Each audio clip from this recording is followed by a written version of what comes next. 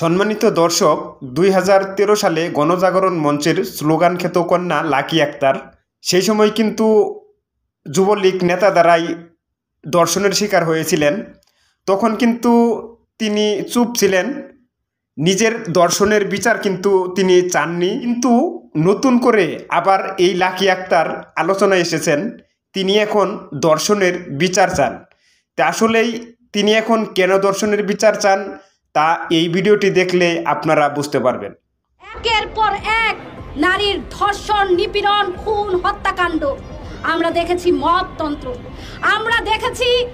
আমাদের যে সরকার ক্ষমতায় এসেছেন, ইন্টারিম সরকার, সেই সরকার নিদারুণভাবে ব্যর্থতার পরিচয় দিয়েছেন মানুষের জানমাল নিশ্চিত করার জন্য। ২০১৩ সালে গণজাগরণ মঞ্চের স্লোগান কন্যা খ্যাতি পাওয়া লাকি আক্তারকে যৌন নিপীড়ন করা হলেও সে সময় চুপ ছিলেন তিনি। জানা যায়, শাহবাগে লাকি আক্তারকে সে সময় যুবলীগ নেতা জামান যৌন নিপীড়ন করেছিলেন। সে সময় ঘটনাটি সম্পর্কে সামাজিক যোগাযোগ মাধ্যমে লেখালেখি ও বিভিন্ন গণমাধ্যমে সংবাদ প্রচার করা হয়েছিল।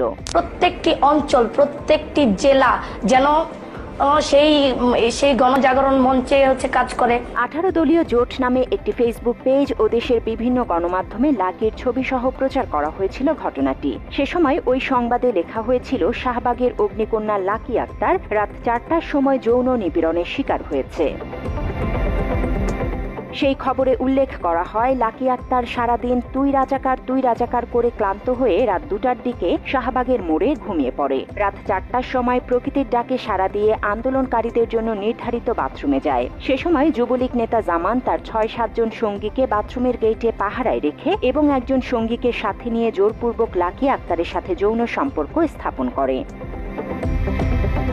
সে সময় আরও অভিযোগ ছিল, জামানের মতো ছাত্রলীগ ও যুবলীগের কয়েকটি গ্রুপ নিয়মিত গভীর রাতে বাথরুমে আসা যুবতীদের শারীরিকভাবে লাঞ্ছিত করত। এই ঘটনা জানাজানি হলে শাহবাগে মৃদু উত্তেজনা ছড়িয়ে পড়ে। তবে ছাত্রলীগ নেতাদের হস্তক্ষেপে মিডিয়া কর্মীদের থেকে ঘটনা আড়াল করা হয়। সেই সাথে প্রচার হওয়া লাকির সংবাদটিও সরাসরি সরকারের হস্তক্ষেপে মুছে দিতে বাধ্য হয় গণমাধ্যমগুলো।